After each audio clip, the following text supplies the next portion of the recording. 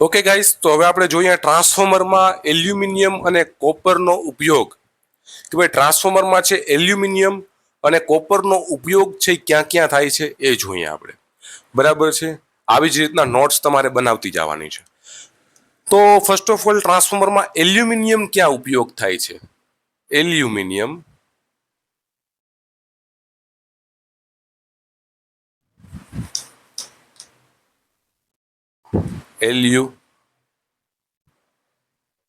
ક્યાં ઉપયોગ થાય છે? તો કે એલ્યુમિનિયમનો ઉપયોગ છે ટ્રાન્સફોર્મરની ટેન્ક બનાવવા માટે થાય છે. ટ્રાન્સફોર્મરની ટાંકી બનાવવા માટે થાય છે. ટ્રાન્સફોર્મરની ટાંકી બનાવવા માટે એલ્યુમિનિયમનો ઉપયોગ થાય છે, કારણ કે ટ્રાન્સફોર્મરમાં સ્ટ્રે લોસ ઘટે. કારણ કે ટ્રાન્સફોર્મરમાં સ્ટ્રે લોસ ઘટે. હવે શું થાય છે ખબર છે? સ્ટ્રે લોસ શું હોય છે હું તમને કહું. ટ્રાન્સફોર્મરમાં જે મેં લખ્યું આ સ્ટ્રે લોસ છે શું હોય છે એ તમે જુઓ કે ટ્રાન્સફોર્મરની એક વાઇન્ડ, આ તમારું ટ્રાન્સફોર્મર છે બરાબર, આ તમારી ટાંકી છે બરાબર, આમાં તમે વાઇન્ડિંગ રાખેલી છે, આમાં ફ્લક્સ હશે, ફ્લક્સ, આ ફ્લક્સ છે ટાંકી હારે લિંક થાય કે નહીં થાય? આ ફ્લક્સ ટાંકી હારે લિંક થાય અને ટાંકીમાં કરંટનું વહન થાય કે નહીં થાય? બરાબર છે. તો એ એક લોસ છે જેને ટાંકીમાં એક વાઇબ્રેશન જનરેટ થાય, એ ફ્લક્સ લિંક થાય ને ટાંકીમાં એક વાઇબ્રેશન જનરેટ થાય, તેને સ્ટ્રે લોસ છે કહેવામાં આવે છે. તેને શું કહેવામાં આવે છે? સ્ટ્રે લોસ કહેવામાં આવે છે. કે ભાઈ આ ટાંકીમાં જે લિંક થયો ફ્લક્સ, એના કારણે ટાંકીમાં વાઇબ્રેશન જનરેટ થયું, તેને છે સ્ટ્રે લોસ છે કહેવામાં આવે છે. બરાબર. હવે આ સ્ટ્રે લોસ ઘટે ક્યારે? કે ભાઈ એમાં લિંક ઓછું થાય.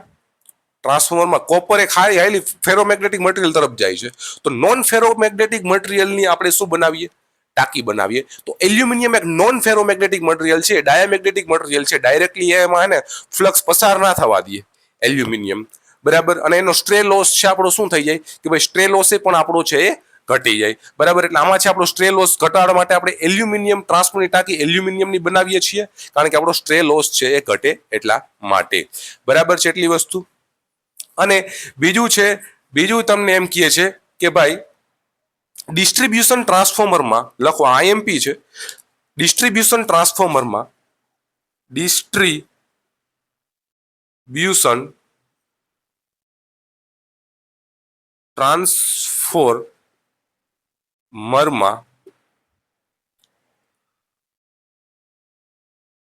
વાઇન્ડિંગ તરીકે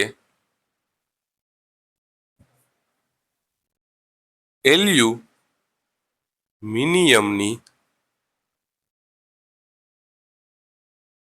શીટનો ઉપયોગ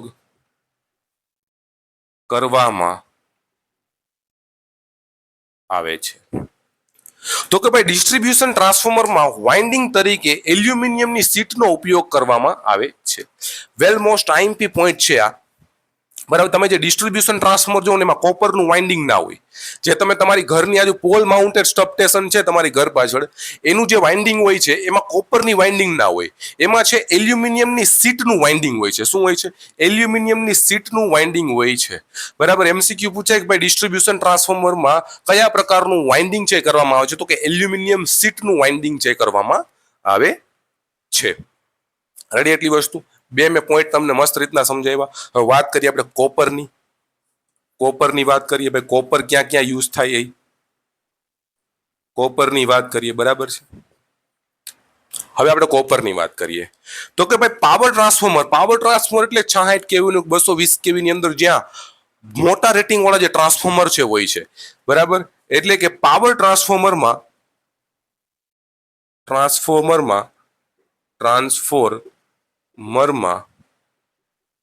વાઇન્ડિંગમાં કોપર વાઇન્ડિંગ નો ઉપયોગ કરવામાં આવે છે. કેમ? તો કે લોડ વધારે હોય તો કરંટ વધારે ફ્લો થાય, અને કરંટ વધારે ફ્લો થાય બરાબર, એટલા માટે અહીંયા કોપર યુઝ કરીએ આપણે, કેમ કે લોસ ઓછા જોઈએ છે એટલા માટે. ડિસ્ટ્રીબ્યુશનમાં કરંટ ઓછો હોય એટલે લોસ ઓછા હોય તો તમે એલ્યુમિનિયમ ઉપયોગ કરી શકો અહીંયા તમે. બરાબર, જ્યાં લોસ વધારે થતા હોય, જ્યાં લોડ વધારે હોય ત્યાં કોપર ઉપયોગ કરવો, જ્યાં લોડ ઓછો હોય ત્યાં એલ્યુમિનિયમનો ઉપયોગ કરવો. બરાબર છે એટલી વસ્તુ ડન. બરાબર, તો આ મેં તમને છે ટ્રાન્સફોર્મરમાં એલ્યુમિનિયમ અને કોપરનો ઉપયોગ જે સમજાવ્યો કે ટ્રાન્સફોર્મરમાં એલ્યુમિનિયમ અને કોપરનો કેવી રીતે ઉપયોગ છે એ કરે છે. બરાબર, આપણને ખબર હોવી જોઈએ નોલેજ માટે, અને એમસીક્યુ આમાંથી બહુ સારા એમસીક્યુ છે નીકળી શકે છે. મને એવું લાગે છે આની અંદરથી મને હવે આગલા પેપર જે નીકળશે એની અંદર આમાંથી 2-3 એમસીક્યુ આરામથી નીકળી કાઢી શકે છે પેપર સેટર, એવું મને લાગે છે. બરાબર, તો આ છોડીને નથી જવાનું, આ કમ્પ્લીટલી યાદ રાખીને આપણે લેવાનું છે, અને મેં સમજાવ્યું એ પ્રમાણે તમને યાદે રહી જશે. એકવાર વિડીયો જોવો અને પીડીએફ માંથી રિવાઇઝ કરો, તો નોટ બનાવો તમારી, એમાંથી રિવાઇઝ કરો. બરાબર છે એટલી વસ્તુ ડન અહીંયા સુધી. બરાબર, હવે આપણું નેક્સ્ટ લેક્ચરમાં આપણે મળીએ છીએ ટ્રાન્સફોર્મરની કોર વિશે. આખી સ્ટોરી વાઇઝ હું તમને ટ્રાન્સફોર્મરની કોર છે એ સમજાવવાનો છું કે ટ્રાન્સફોર્મરની કોર કઈ રીતના આગળ જાય છે, સ્ટોરી વાઇઝ હું તમને સમજાવવાનો છું અને તમને યાદ રહી જાય. બરાબર, ટ્રાન્સફોર્મર એક માય મોસ્ટ ફેવરિટ સબ્જેક્ટ છે. બરાબર, અને મને મારા ઇલેક્ટ્રિકલના બધા સબ્જેક્ટ મોસ્ટ ફેવરિટ જ છે, પણ ટ્રાન્સફોર્મર એક અલગ પ્રકારનો મોસ્ટ ફેવરિટ છે, અને હું તમને નેક્સ્ટ લેવલ ટ્રાન્સફોર્મર છે એ સમજાવવાનો છું. કદાચ કોઈ પણ ક્વેશ્ચન આવશે એ તમને છે એ ક્લિક કરીને આવતા રહેશો તમે. બરાબર છે, ઓકે ડન ગાઈઝ, મળીએ આપણે આપણા નેક્સ્ટ લેક્ચરમાં. બરાબર, ત્યાં સુધી પ્રેક્ટિસ કરતા રહ્યો.